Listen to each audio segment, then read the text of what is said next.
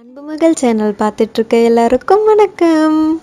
இன்னைக்கு நம்ம சேனல்ல பழைய பூஜை பாத்திரத்தை எப்படி புதுசு மாதிரி பளபளன்னு மாத்தலாம் அப்படிங்கறத பார்க்க போறோம்.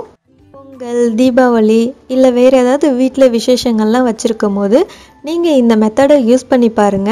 வர்ற ரிலேஷன்லாம் பார்த்துட்டு புதுசா வாங்கின பாத்திரமா அப்படின்னு கேட்பாங்க. ரொம்ப ஈஸியா இந்த வேலையை செஞ்சிடலாம். இந்த வீடியோ பார்த்தீங்கன்னா உங்களுக்கே புரியும். 4 வாரத்துக்கிட்ட நான் விளக்காம வச்சிருக்கேன் பூஜை பாத்திரத்தை. அப்பதான் உங்களுக்கு டிஃப்ரென்ஸ் தெரியுங்கிறதுக்காக விம்மையும் மல்டிபர்பஸ் லிக்விட் இது ரெண்டை தான் நம்ம யூஸ் பண்ண போகிறோம். மல்டிபர்பஸ் லிக்விட் தான் நம்மளுக்கு இந்த பளபளப்பை கொடுக்க போகுது. இந்த மல்டிபர்பஸ் லிக்விட் வந்து பித்தளை பாத்திரம், செம்பு பாத்திரம்லாம் வந்து பளிச்சுன்னு ஆகிறதுக்காக யூஸ் பண்ணுவாங்க. பாத்திர கடையிலலாம் கேட்டிங்கன்னா கிடைக்கும். அதே மாதிரி மளிகை கடையில் கூட இருக்கும். இந்த 2 பொருள் மட்டும்தான் யூஸ் பண்ண போகிறோம். எவ்வளோ பளபளன்னு பளிச்சுன்னு புது பாத்திரம் மாதிரி ஆகுதுன்னு பாருங்கள். நியூஸ் பேப்பர் அப்படி இல்லைன்னா டிஷ்யூ பேப்பர் வச்சு இந்த எண்ணெயெல்லாம் தொடச்சி எடுத்துடலாம். எண்ணெயெல்லாம் ஃபஸ்ட்டு தொடச்சி எடுத்துட்டு அப்புறம் விளக்கணும் அப்படின்னா ரொம்ப ஈஸியாக இருக்கும். விம் லிக்விட் வச்சு பூஜை பாத்திரத்தெல்லாம் நார்மலாக விளக்கி எடுத்துக்கலாம். நீங்கள் விம் தான் யூஸ் பண்ணணும் அப்படின்னு கிடையாது. சபினா வேறு ஏதாவது சோப்பு இருந்தால் கூட நீங்கள் யூஸ் பண்ணிக்கலாம். எண்ணெய் பிசுக்கெல்லாம் போகணுங்கிறதுக்காக தான் இந்த மாதிரி விளக்குறது. பூஜை பாத்திரம் விளக்குறதுக்கு ஸ்க்ரப்பர் தனியாக வச்சுக்கோங்க. நார்மலாக விளக்குற ஸ்க்ரப்பர் யூஸ் பண்ணாதீங்க. விளக்கு வச்சு எண்ணெய் பட்டு அந்த அச்சு அப்படியே பதிஞ்சிருக்கு. நார்மலாக நல்லா தேய்க்கும் போது கூட அது போவே இல்லை. பாத்திரம்லாம் விளக்கியாச்சு. இப்போ தண்ணியில் நல்லா கழுவிட்டு இதை அப்படியே காய வச்சிடலாம். பூஜை பாத்திரம் நல்லா காஞ்சிருச்சு. கொஞ்சம் கூட தண்ணி இருக்கக்கூடாது. நல்லா காஞ்சதுக்கப்புறம் மல்டிபர்பஸ் லிக்விடை வந்து நான் மூடியில் கொஞ்சம் ஊற்றிக்கிறேன். ப்ரெஷ்ஷால் இதை நான் தொட்டு ஃபுல்லாக அப்ளை பண்ண போகிறேன். பூஜை பாத்திரம் விளக்குறதுக்காகவே நான் இந்த ப்ரெஷ்ஷு தனியாக யூஸ் பண்ணுறேன். காயின்லாம் வச்ச கரெல்லாம் அப்படியே இருக்குது.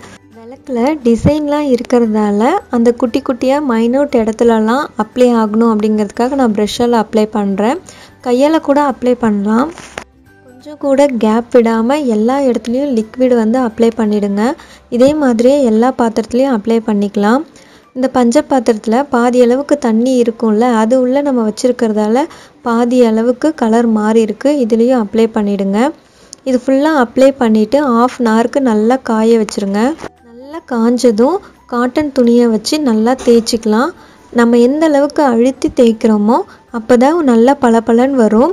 பாதி அளவுக்கு அந்த நம்ம லிக்விட் அப்ளை பண்ணதற்கு மீதி பாதியில் நான் அழுத்தி தேய்ச்சிருக்கேன். இப்போ உங்களுக்கே பார்க்கும்போது டிஃப்ரென்ஸ் தெரியும். இதே மாதிரியே எல்லா பாத்திரத்தையும் நல்லா அழுத்தி தேய்ச்சிக்கலாம். விம்மு, மல்டிபர்பஸ் லிக்விட் இது 2 மட்டும்தான் நம்ம யூஸ் பண்ணியிருக்கோம்.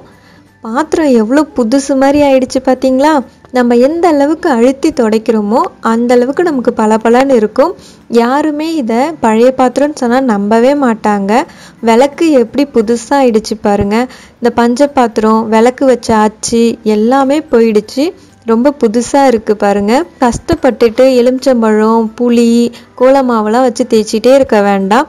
இந்த மாதிரி ஈஸியாக ஒரு வாட்டி விளக்கிட்டு செகண்ட் டைம் லிக்விடை அப்ளை பண்ணிவிட்டு துணியால் வச்சு தொடச்சாவே போதும். ரொம்ப சூப்பராக பளபளன்ட்டு நமக்கு புது பாத்திரம் மாதிரியே கிடச்சிரும். உங்களுக்கு துணியால் தேய்க்கிறதுக்கு கஷ்டமாக இருந்துச்சுன்னா ஃபங்க்ஷன் டைம், ஃபெஸ்டிவல் டைம் அப்போ மட்டும் நீங்கள் இந்த டிப்ஸை கூட ஃபாலோ பண்ணுங்கள். வந்து பார்க்குற ரிலேஷன் உங்களோட பாத்திரம்லாம் புதுசாக அப்படின்னு கேட்பாங்க. இந்த டிப்ஸ் உங்களுக்கு பிடிச்சிருந்தா லைக் பண்ணி ஷேர் பண்ணுங்கள். இருப்பதை வைத்து இன்பமாக வாழலாம். தேங்க்யூ.